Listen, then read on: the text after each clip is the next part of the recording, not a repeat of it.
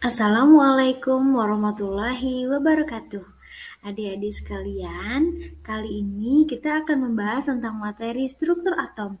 Ini materi kelas 10 di semester awal ya. Yuk kita simak videonya sampai selesai ya. Adapun tujuan pembelajaran kita, yang pertama, mampu mengurutkan perkembangan model atom. Yang kedua, kalian mampu merinci kelemahan dari masing-masing teori atom. Selanjutnya, kalian akan mampu menelaah partikel-partikel dasar penyusun atom. Dan yang terakhir, kalian mampu menganalisis apa itu isotop, isobar, dan isoton. Adapun definisi atom, yang pertama, atom secara etimologi atau asal katanya berasal dari bahasa Yunani yaitu atomos, yang artinya tidak bisa dipotong atau tidak bisa dibagi. Nah, dilihat dari asal katanya, kemudian atom diketahui memiliki definisi sebagai suatu partikel yang menyusun suatu benda yang memiliki ukuran yang sangat kecil. Kita ke perkembangan teori atom. Model atom yang pertama adalah model atom Dalton. Dalton memiliki hipotesis mengenai model atau tampilan fisik atom yang berupa bola pejal, mirip dengan bola yang digunakan dalam olahraga tolak peluru.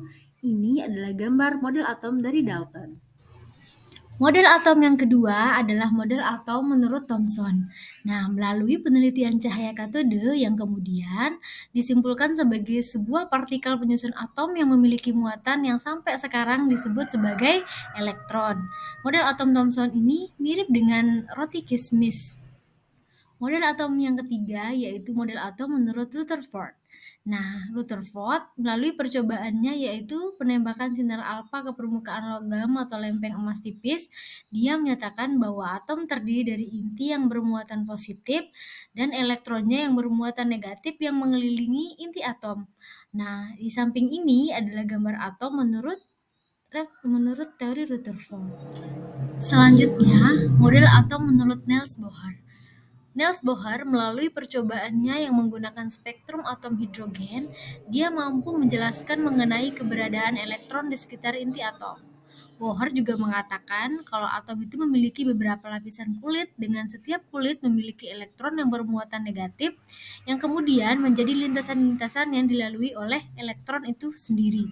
Nah, model atom Niels Bohr ini adalah seperti gambar yang ada di samping.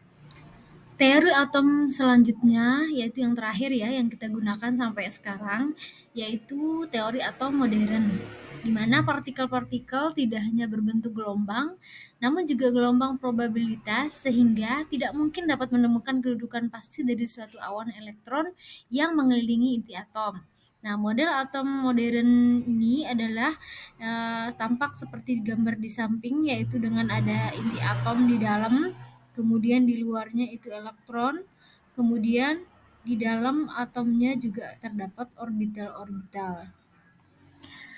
Tadi kita sudah membahas tentang kelima teori atom, sekarang kita akan membahas tentang kelemahan masing-masing dari kelima teori atom tersebut ya. Yang pertama yaitu kelemahan dari teori atom menurut Dalton.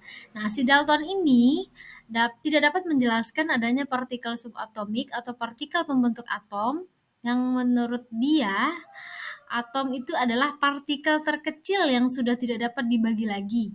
Padahal atom itu terbentuk dari subpartikel seperti proton, elektron, dan neutron. Nah, kalau menurut Thomson, si Thomson tidak dapat menjelaskan susunan muatan positif dan negatif ke dalam atom tersebut, sehingga Thomson ini juga tidak menunjukkan bahwa muatan positif tersebar secara merata pada atom setiap sub. Padahal muatan positif terletak pada bagian kecil di tengah atom yang disebut dengan inti atom. Selanjutnya, kita akan membahas kelemahan teori atom menurut Rutherford.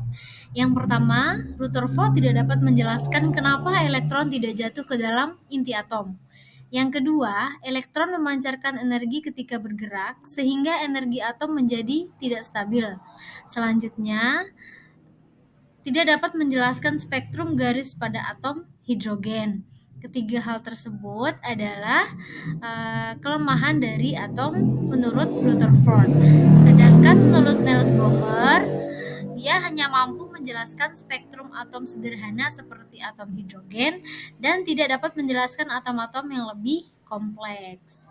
Sekarang kita akan membahas tentang bagian terpentingnya, yaitu partikel-partikel dasar penyusun atom. Di sini bisa dilihat dari gambar, yaitu ada 3 partikel dasar yang menyusun suatu atom. Yang pertama adalah elektron, ini di luar terletak di luar atau di kulit atom ya.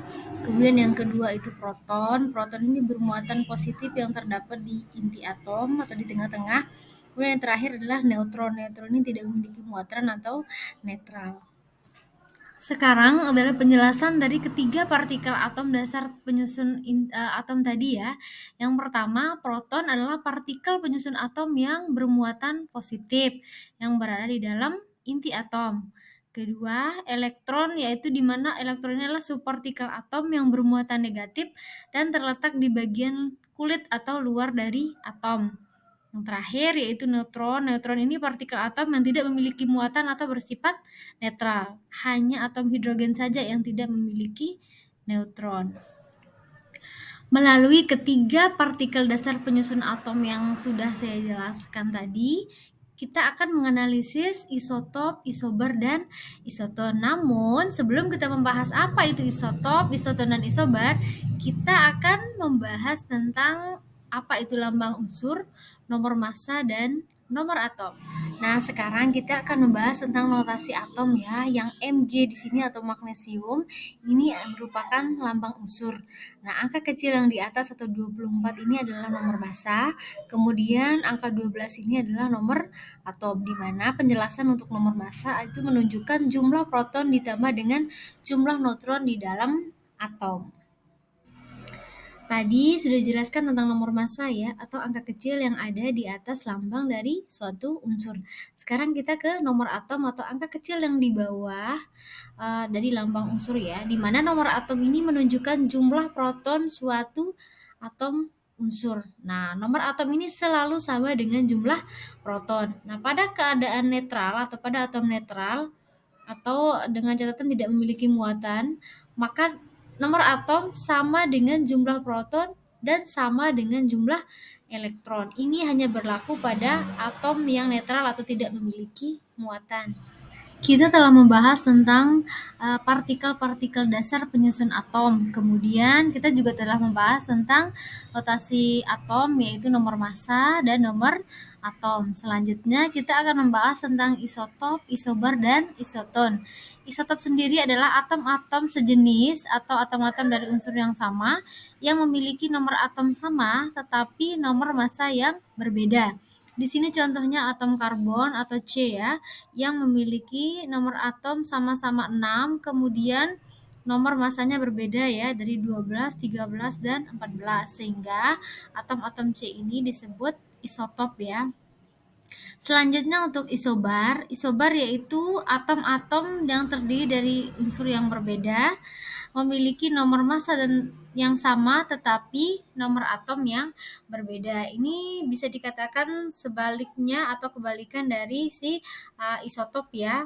Di sini nomor massanya yang sama, ini P dan S nomor massanya sama-sama 32, C dan N nomor massanya sama-sama 14, sedangkan nomor atomnya beda ya, 15 dengan 16 untuk P dan S, dan untuk C dan N itu 6 dan 7.